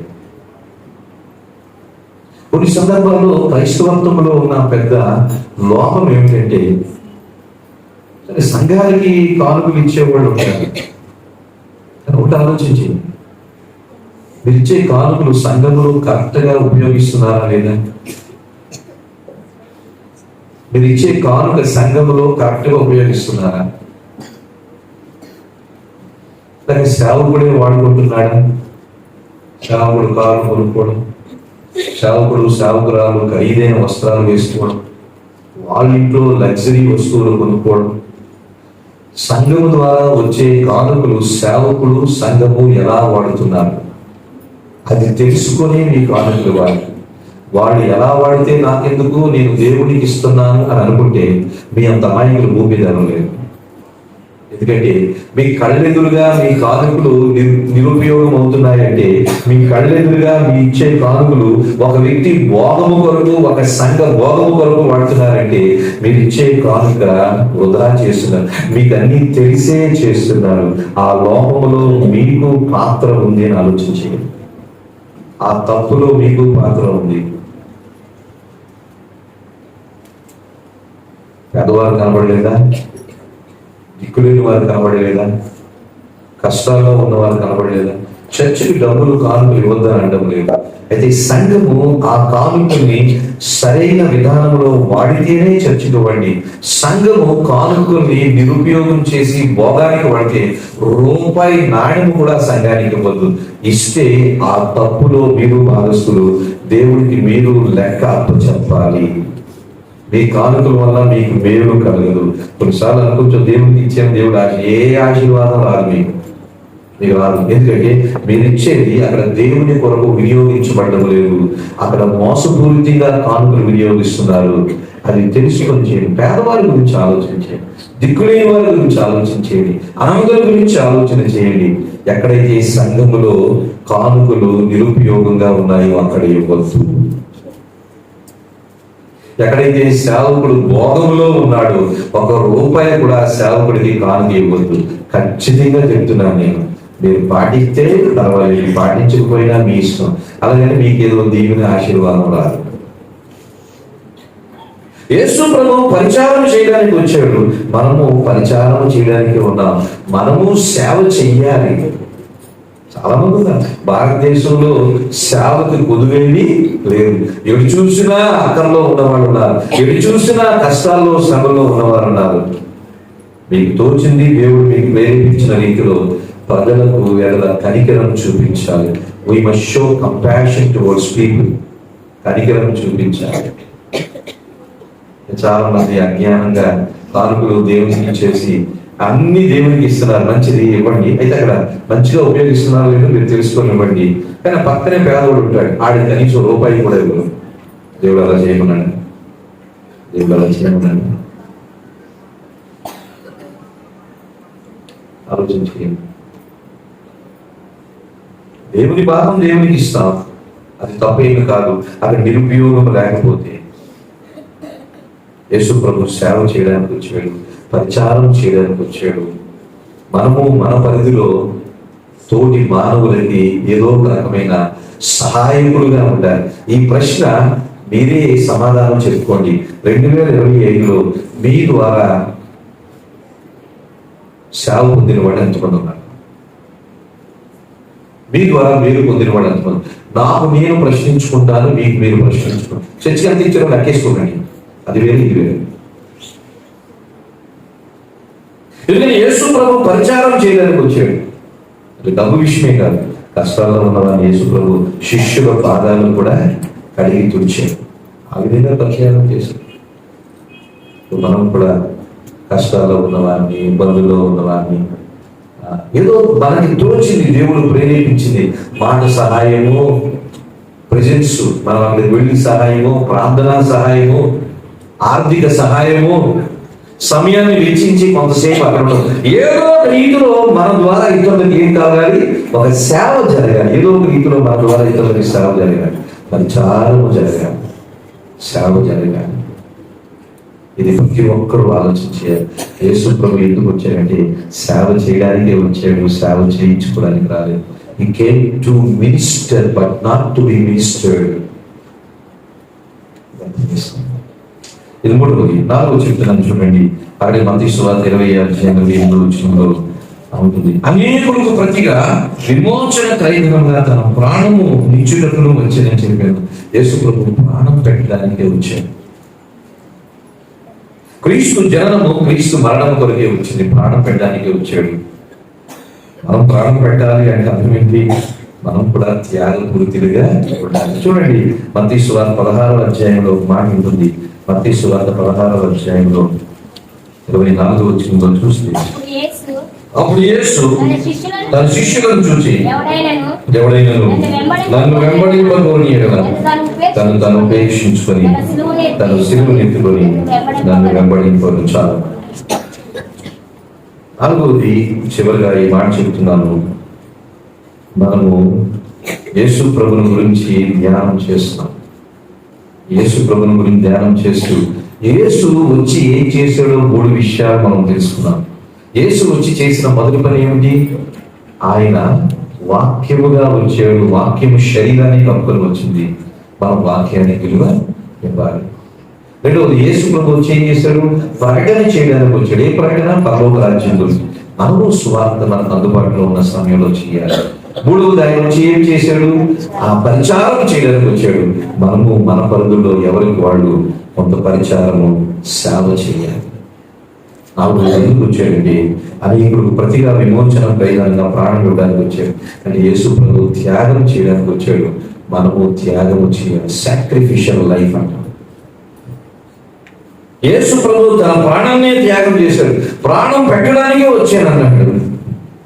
లోకంలో ఎంతో మంది దేవుళ్ళు ప్రాణం తీయడానికి వచ్చిన వాళ్ళు, యేసు ప్రభు ప్రాణం పెట్టడానికి వచ్చిన దేవుడు. తన ప్రాణాన్ని కొట్టి పోయే ప్రాణాన్ని కాపాడుతున్న దేవుడు, త్యాగపూరితమైన దేవుడు, ప్రాణం పెట్టడానికి వచ్చిన దేవుడు. ఇది త్యాగం. మనలో పడి ఉండాలి, త్యాగం ఉండాలి. ప్రభు అంటాడు కదా, ఎవరైతే నన్ను వెంబడింప కోరుతున్నారో తను ఉపేక్షించుకుని తన సిలువను ఎత్తుకొని నన్ను వెంబడించాలి. మనము ఉపేక్షించుకోవడము, మన సిలువను ఎత్తుకోవడము, మనము యేసు ప్రభుని వెంబడించడము, అది త్యాగముతో కూడింది. అంత సులువే కాదు. ఉపేక్షించుకోవడం అంటే మనకు మనం ఖాళీ చేసుకోవడం, మన స్టేటస్ని ఖాళీ చేసుకోవడం, మన భక్తిని ఖాళీ చేసుకోవడం. ఉపేక్షించుకోవడం. We must deny ourselves. కొన్నిసార్లు మన భక్తిని చూసి నేను అందరికన్నా భక్తులు అనుకుంటాను. కాదు, మనం ఖాళీ చేసుకోవాలి. భక్తులమై ఉండొచ్చు, కానీ మనం ఉపేక్షించుకోవాలి, తగ్గించుకోవాలి. ఉపేక్షించుకోవాలి. Self denial. ఉపేక్షించుకోవాలి. రెండవది సిలువను ఎత్తుకోవాలి. ఎవరి సిలువ వారిది. యేసు ప్రభు సిలువ యేసు ప్రభుదే, మీ సిలువ మీదే, నా సిలువ నాదే. సిలువను ఎత్తుకొని మోయాలి అంటే శ్రమలు ఉంటాయి. ఎవరి శ్రమలు వాళ్ళకు ఉంటాయి. శ్రమలు భరించాలి, వెంబడించాలి, యేసును వెంబడించాలి. We must follow Jesus. ఇవన్నీ చేయాలంటే ఏమంటారు? త్యాగం ఉండాలి. ఉపేక్షించుకోవడము, సిలువను ఎత్తుకోవడము, ఆయన వెంబడించడం, ఈ మూడు చేయాలంటే మనలో త్యాగము అనే మనసు ఉండాలి. చూడండి, క్రైస్తవత్వం అనేది sacrificial life. It is not bed of roses. క్రైస్తవత్వం అనేది పూల మార్పు కాదు. పూల మార్పు కాదు. యేసుప్రభు నమ్మకం అన్నీ వచ్చేస్తాయి. ఎంత అబద్ధం, ఎంత అబద్ధం. యేసుప్రభు నమ్ముకుంటే అన్నీ వచ్చేస్తే నన్ను ఉపేక్షించుకోవాలి, సిలువను ఎత్తుకొని నన్ను వెంబడించాలన్న మాట అర్థమేముంది? ఈ లోకంలో మీకు శ్రమ కలుగును, ఆయన ధైర్యం తెచ్చుకోండి, నేను లోకాన్ని జయించున్నారనే మాట ఏమైపోతుంది? యేసుప్రభు సంతోషము ఆనందం ఇవ్వడానికి అండం లేదు. అయితే ఒకటి త్యాగము. Christianity is a sacrificial religion. ఒకవేళ మతం అనుకుంటే ఇది త్యాగంతో కూడింది. క్రైస్తవులు ఎవరంటే త్యాగము చేసేవారు. ఈ మాట అడుగుతున్నాం. 2025లో మనం చేసిన త్యాగం ఏంటి? దేవుని కొరకు. 2025లో మనం దేవుని కొరకు ఏం త్యాగం చేసాం? కరెక్ట్ గా చర్చ్ టైంకి వచ్చి త్యాగం చేసిన వాళ్ళు ఎంతమంది ఉన్నారు ఇక్కడ? ఏదో త్యాగం చేసాం, 1000 రూపాయలు ఇచ్చాం, 1,00,000 రూపాయలు ఇచ్చాం కాదు. చర్చ్కు టైంకి వచ్చి కరెక్ట్ గా త్యాగం చేసిన వాళ్ళు ఎంతమంది ఉన్నారు? ఎందుకంటే చర్చికి టైంకి రావడం అనేది నిజంగా త్యాగం చేయడమే. 9:30, 10 అనుకోండి, 10 గంటలకి మందిరంలో ఉండాలి అన్నది, దానికి ఏ ఏడుకో లేవాలి, మంటలు ఎప్పుడు ముగించుకోవాలి, ఎప్పుడు బండి ఎక్కాలి, కారు ఎక్కాలి, ఇక్కడికి రావాలి, 10 కల్లా ఇక్కడ ఉండాలంటే ఆ పనులన్నీ ఎప్పుడు ముగించాలి. దీనికి త్యాగం అవసరం. త్యాగం అవసరం. కొంతమంది అంటారు యేసు ప్రభు వరకు ప్రాణం ఇస్తానంటే, నువ్వు టైంగా రావు, ప్రాణం ఎంత ఇస్తావు? ఒట్టి మాటలు ఇవి, ఒట్టి అబద్ధాలు.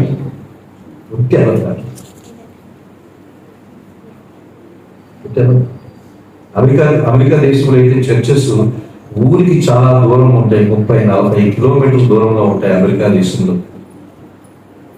ఎందుకు దూరం ఉంటాయంటే వాళ్ళు 5-10 ఎకరాల స్థలం తీసుకుంటారు, అక్కడ పెద్ద మందిరం కడతారు. పార్కింగ్ సమస్య. మళ్ళీ రోడ్డు మీద పెడితే ఊరుకోరు. అక్కడ చర్చ్ ఉంది అంటే పార్కింగ్ కంపల్సరీగా. చర్చ్ స్థలంలో పార్కింగ్. అందరికి కార్లు ఉంటాయి కాబట్టి కనీసం 200-300 విశ్వాసులు ఉన్నారనుకోండి, 200-300 కార్లు ఉంటాయి. ఎంతమంది విశ్వాసులు ఉంటారు అంతమంది, అన్ని కార్లు ఉంటాయి. 200 విశ్వాసులు ఉంటే 200 కార్లకి పార్కింగ్ అరేంజ్ చేయాలి. అంటే ఎన్ని ఎకరాల స్థలం కావాలి? అందుకని అమెరికా దేశంలో చర్చలు ఊరి బయట ఉంటాయి. వాళ్ళు సిటీ నుంచి అక్కడికి వెళ్ళాలంటే ఎన్ని గంటలు బయలుదేరారు. అందుకని వాళ్ళు ఏం చేస్తారంటే ఇక్కడ అక్కడికి వెళ్ళిపోయి లంచ్ తీసుకొని అక్కడికి వెళ్ళిపోతారు. కొన్ని చర్చెస్ లో లంచ్ కూడా అరేంజ్ చేస్తారు సబ్సిడీతో. ఎందుకంటే అంత దూరం రావాలి అంటే ఉదయమే వంట చేసుకోవడం కుదరదు. కొంతమంది ఏం చేస్తారంటే వారం రోజులు వంట చేసుకొని ఆ డీప్ ఫ్రీజర్ లో పెట్టుకుంటారు. ఏ రోజు కాదు ఓవెన్ లో పెట్టుకొని వేడి చేసుకొని అది చర్చకు తీసుకుంటారు. చాలా కష్టం. అందుకని త్యాగం, అదొక త్యాగం. అదే త్యాగం అనడం లేదు. సమయం వచ్చినంత మాత్రాన్ని అందరూ బతుకుకోవడానికి అనడం లేదు. కానీ ఇదొక చిన్న త్యాగం. యేసు ప్రభువు అంటున్నాడు, అనేకులకు ప్రతిగా విమోచన ఖరీదనముగా తన ప్రాణము పెట్టుటకు వచ్చినని చెప్పాడు. త్యాగం చేయడానికి వచ్చాడు. మనం ఏమి త్యాగం చేసి 2025 సంవత్సరంలో మనము చేసిన త్యాగం ఏంటో మనం జ్ఞాపకం. యేసు ప్రభువు కొరకు నేనేం త్యాగం చేశాను? ఒక మాట అర్థం చేసుకోండి. యేసు నాకు ఏమి చేశాడో కాదు, యేసుకు నువ్వేం చేసావో చెప్పు. యేసు ప్రభు నా పిల్లల్ని నియమించాడు, నా గర్భాన్ని తెరిచాడు, నాకు పిల్లల్ని ఇచ్చాడు, మా పిల్లలకు ఉద్యోగం ఇచ్చాడు, అది కాదు. నువ్వేం యేసు చేసావు? Tell. If you have something you tell. యేసు ప్రభు మాకేం చేసాడో చెప్పడం కాదు, మనం యేసు ప్రభుకి ఏం చేశాం? అది త్యాగం అంటే. ఏం చేశాం చెప్పద్దు. ఎవరి కాడు మనసులో సమాధానం చెప్పు. నేను యేసు ప్రభు కొరకు ఈ సంవత్సరంలో ఈ త్యాగం చేశాను. ఆయన కొరకు కొన్ని రోజులు ఉపవాసం ఉన్నాను, ఆయన కొరకు కొన్ని రోజులు నిద్ర లేకుండా ఉన్నాను. ఇది చేశాను, ఫలానా వాళ్ళకి సహాయం చేశాను, ఫలానా రీతిగా. త్యాగములో కష్టం ఉంటుంది. అర్థమైందా? త్యాగం ఏమిటది? ఎంతో కొంత కష్టం ఉంటుంది. త్యాగం అంటేనే కష్టం. మనకి షర్ట్ నవ్వకూడదు, నిద్రపోకూడదు, అన్ని అన్ని పూర్వానికి వెళ్ళిపోవడం. త్యాగం లేకపోతే క్రైస్తవత్వం లేదు. Without sacrifice there is no Christianity. క్రైస్తవులుగా ఉన్నామంటే కొన్నిసార్లు ఇద్దరిలో కోల్పోతాం, కొన్నిసార్లు కంఫర్ట్ కోల్పోతాం, కొన్నిసార్లు ఏవో కోల్పోతాం, కొన్నిసార్లు డబ్బులు కోల్పోతాం. క్రైస్తవులుగా ఉన్నామంటే కొన్నిసార్లు డబ్బులు తగ్గిపోతూ ఉంటాయి, కొన్నిసార్లు సౌకర్యాలు పోతూ ఉంటాయి, కొన్నిసార్లు నిద్రలు పోతూ ఉంటాయి. ఈ త్యాగం చెయ్యాలి. క్రైస్తవత్వంలో త్యాగం. అవ్వా కావాలి, బొవ్వా కావాలంటే క్రైస్తవత్వం కాదు. క్రైస్తవత్వంలో త్యాగం ఉంది. 2025లో ప్రభువు కొరకు నేను పలానా త్యాగం చేశాను అని మనం చెప్పగలిగే ఉంటారు. సరే, ఎవరు త్యాగం చేయలేదు అనేది ఎవరికి వాడే దేవునికి సమాధానం. ఎందుకంటే ఆయన త్యాగం చేసి వచ్చాడు, మరి మనమే త్యాగం చేస్తాం. నేనేం త్యాగం చేస్తాను? మనకి అంతా పర్ఫెక్ట్ గా డైనింగ్ టేబుల్ దగ్గర అమలుంటే అలాగ వచ్చేసి అలాగ వాక్యం వినేసి వెళ్ళిపోతాం. అంతా రెడీగా ఉండాలి. కాదు, త్యాగం చేయాలి. మందుల విషయంలో, పని విషయంలో త్యాగం చేయాలి. మందిరానికి వచ్చి కొన్ని చేయడంలో త్యాగం ఉంటుంది. క్రిస్టియానిటీలో త్యాగం ఉంటుందండి. ఎందుకంటే మన దేవుడు త్యాగం చేశాడు. ఇది 4వది. అందుకే ఈ 4 మాటలు దయచేసి అర్థం చేసుకున్నాను. యేసు ప్రభు ఎందుకు వచ్చారు అంటే మొట్టమొదటి వాక్యం శరీరధారిగా వచ్చింది. ఆ వాక్యాన్ని విలువ ఇవ్వాలి. రెండవది ప్రకటించడానికే వచ్చాడు. పరలోక రాజ్యం గురించి మనము ప్రకటించాలి మనకు అందుబాటులో ఉన్న పరిస్థితుల్లో. మూడవది పరిచారం చేయడానికే వచ్చాడు. పరిచారం చేయించుకోవడానికి రాలేదు. మనము ఏదో ఒక రకమైన సేవ దేవునికి చెయ్యాలి, ప్రజలకి చెయ్యాలి. నాలుగవది ఆయన అనేకులకు ప్రతిగా విమోచన క్రైదనంగా తాను అప్పగించుకోవడానికి వచ్చాడు. త్యాగము చెయ్యాలి, త్యాగము చేయాలి. మన జీవితం, క్రైస్తవ జీవితము త్యాగంతో ఉంది. నేను యేసు ప్రభు కొరకు ఏం త్యాగం చేశాను, చర్చ్ కొరకు ఏం త్యాగం చేశాను, ఇది త్యాగం గురించి ఆలోచన చేయాలి. త్యాగం లేని క్రైస్తవత్వం లేదు. ఎందుకంటే క్రైస్తవుల దేవుడు యేసు ప్రభు పరలోకాన్ని విడిచిపెట్టి భూమి మీదకి వచ్చాడు. ఎంత త్యాగం చేయకపోతే నరుడుగా భూమి మీదకి రాగలడు? ఎంత త్యాగం చేయకపోతే తన మహిమను విడిచిపెట్టి ఒక పేదవాడిగా 33 సంవత్సరాలు జీవించగలడు? యేసులో త్యాగం ఉంది, మనలో త్యాగం ఉండాలి. కళ్ళు మూసుకుందాం, ప్రార్థన చేసుకుందాం. ఈరోజు కానుకలు లేవు, ఈరోజు బల్లా లేవు. కానుకలు వేయవలసిన వాళ్ళు వేయొచ్చు. అయితే స్పెషల్ గా ఏమి కానుకలు పట్టే కార్యక్రమం ఉండదు, పాట పాడడం. ఈ మెసేజ్ తో అయిపోతుంది. నేను ముగింపు ప్రార్థన దీవుని ఇచ్చేస్తాను. తర్వాత స్వీట్ తీసుకొని వచ్చారు సంఘం తరపున, అది తీసుకోండి. అయితే ఒకసారి పరీక్షించుకున్నాం. యేసు ఎందుకు వచ్చాడు, మనం చేస్తుంది ఈ 4 ఒకసారి పరీక్షించుకుందాం.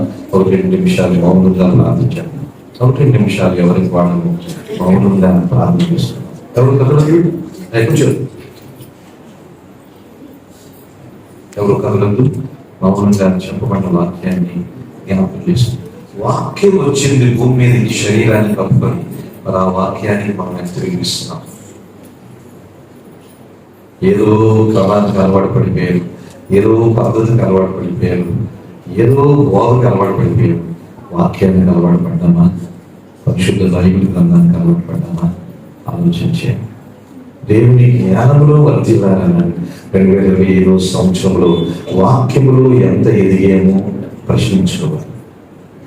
ఎందుకంటే వాక్యమైన దేవుడు వచ్చి 2000 సంవత్సరాలు. రెండోది ఆయన ప్రకటించడానికి వచ్చాడు పరలోక రాజ్యం గురించి. మనం ఏమైనా ప్రకటన చేస్తున్నామా అంటే ఏదో పెద్ద ప్రసంగీకులు అయిపోవడం కాదు, కానీ మన పరుగుల్లో కొంతమందికి ఆ మహా సంతోషకరమైన స్వార్థమానం చెప్పగలుగుతున్నాను. దీనికి పాస్టర్ కావాల్సిన లేదు, దీనికి ఏదో వేదాంత పాండిత్యం అవసరం లేదు. మూడవది ఆయన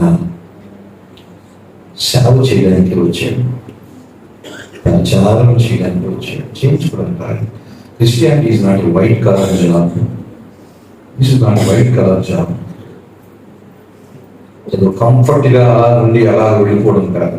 దీంట్లో తగ్గింపు ఉంది, దీంట్లో వినయం ఉంది, దీంట్లో ఏ పనైనా చేయాలి. అవసరం అంటే టాయిలెట్ అయినా శుభ్రం చేయాలి, మందిరాన్ని తొడవాలి. స్త్రీ పురుషుల భేదం లేదు, ఎవరైనా ఏదైనా చేయాలి. అటువంటి సేవ చేయడానికి తగ్గింపు మనసు మనకు ఉండాలి. ఏదైనా చేయగలమా యేసు ప్రభుత్వం? ఏదైనా చేయగలం. ఆయన ఏదైనా చేయగలని నేను పాటలు కానీ మనం ఏదైనా ఆయన కొరకు చేయడానికి సిద్ధంగా ఉన్నాం. ఏ పనైనా, ఫలానాది చిన్న పని, ఫలానాది డిగ్నిఫైడ్ పని అనేమి లేదు. యేసు కొరకు ఏదైనా చేయడానికి సిద్ధం. అవసరమైతే తుడుస్తాము, కడుగుతాము, ఎత్తుతాము, కింద కూర్చుంటాము. సేవ చేయడానికి వచ్చాడు. తగ్గింపుతో ఉన్నవాడే సేవ చేయగలరు. 2025 మన ద్వారా లాభం పొందిన వాళ్ళు 2025లో మనం ఎవరికైనా సహాయకులుగా ఉన్నామా? ఎప్పుడు మన కష్టాల గురించే చెప్పుకుంటున్నాం. కష్టాలు లేని ఎవరికి మేము ప్రపంచం, కష్టాలు లేని ఎవరు లేదు. కానీ మనకన్నా విపరీతమైన ఎక్కువ కష్టాల్లో ఉన్న వారి సంగతి మనం ఆలోచన చేయాలి. మన కష్టాల గురించి ఆలోచించుకొని ఇతరులను విస్మరిస్తామా? మనం ఖర్చు చేయడం లేదా? మనం బట్టలు కొనుక్కోవడం లేదా? మనం వస్తువులు కొనుక్కోవడం లేదా? పేదవారి గురించి ఆలోచన చేయాలి. కష్టాల్లో ఉన్న వారి గురించి ఆలోచన చేయాలి. పరిచర్య చేయాలి. సంఘానికి ఇచ్చేది వేరు, అది కూడా ఒక లిమిట్ ఉంది. వేస్ట్ చేసే సంఘానికి ఇవ్వకూడదు, భోగంలో ఉన్న సేవకుడికి ఇవ్వకూడదు. మన ద్వారా 2025లో మన పరిచర్య పొందిన వాళ్ళు ఉన్నారు, సేవకులు. తర్వాత యేసు ప్రభువు త్యాగం చేయడానికి వచ్చాడు. శివుడు ప్రారంభించాడు. క్రైస్తవ జీవితంలో త్యాగం ఉంది. త్యాగం కొంచెం కష్టమే. ఇటువంటి ఏ వస్తువు లేని మనలాంటి చిన్న మందిరంలో కూర్చోవడం కష్టమే. ఇది కేవలం ఒక రేపు షర్ట్ మాత్రమే. కొన్ని త్యాగం చేయాలి. కూర్చోవడంలో త్యాగం, సమయాన్ని కాలంలో త్యాగం, దేవునికి సమర్పించడంలో త్యాగం, ఆధ్యాత్మిక జీవితంలో త్యాగం ఉంది. ఎవరైతే ఉపేక్షించుకుంటారో, శిలువను ఎత్తుకుంటారో నన్ను వెంబడిస్తారన్నాడు. అదే నాకు పాత్రలు. ఉపేక్షించుకోవాలి, మనం తగ్గించుకుంటాం, ఖాళీ చేసుకుంటాం, శ్రమలు మోస్తాం, కొన్ని కష్టాలు మోస్తాం, యేసుని వెంబడిస్తాం. ఇది అర్థం చేసుకున్నాను. ఇది క్రైస్తవులుగా మన క్రిస్మస్. ప్రభువైన మా ప్రియమైన తండ్రి, పరిశుద్ధుడైన మా గొప్ప దేవాన్ని కొందనాలు. మా కొరకు భూలోకానికి వచ్చిన దేవుడివి. మేము పాపలున్నాయి. మా పాపాలను పరిహరించి, మా పాపల కొరకు శిలువలో రక్తం చిందించి మమ్మల్ని కడిగి పరిశుద్ధులుగా చేసి నీతిమంతులుగా తీర్చిదిద్దారు. ఇప్పుడు మీరు మాకు ఎందువరకు వచ్చారో మా గురించి మాకు అర్థమైంది. మేము ఎలా ఉండాలో మేము తెలుసుకుంటున్నాం. మేము ఈ వాక్యాన్ని విధేయత చూపించాలి. వాక్యంలో ఎదుగుతూ ఉండాలి. మీలాగా మేము ప్రకటన చేయాలి. మీలాగా మేము పరిచర్య చేయాలి. మీలాగా మేము త్యాగం చేయాలి. మీ కృప ద్వారా, సహాయం ద్వారా నాకు అనుగ్రహించండి. ఇవి బోధించడం సులువే, నాకైనా ఆచరించడం నాకైనా కష్టమే. కృప నీ పరిశుద్ధాత్మని సహాయం అనుగ్రహించండి. మీ మెండైన కృపను అనుగ్రహించండి. మీరు భూలోకానికి రావడం గొప్ప విషయం, మాలోకి రావడం ఇంకా గొప్ప విషయం. మాలో ఉన్న మీరు మాలో మీరు ఉన్నారు. తగిన రీతిలో మేము జీవించాలి. సహాయం చేయండి. ఇప్పుడు అందరినీ తీసుకుని వచ్చాను. మీ పనులు అందరినీ దీవించి భావించాను. లోకమంతా నీ పుట్టుకలు జ్ఞాపకం చేసుకుంటాను. ఎంతో అర్థవంతంగా నీ జన్మదినాన్ని జరుపుకునే కృపలో నీ ప్రజల్ని ఉంచమని కోరుకుంటున్నాను. పైన తన నీకే ఆలపిస్తుంది. యేసుక్రీస్తు నామములో ప్రార్థించి పెట్టుకుంటున్నాను. తండ్రి, తండ్రి దేవుడి ప్రేమ, ప్రియరక్షకుడు యేసుక్రీస్తు వారి కృప, పరిశుద్ధాత్మక మేలు సహవాసం వచ్చిన మనందరికీ లోకంలో ఉన్న ఆయన ప్రజలకు నిత్యము తోడై ఉండుగాక.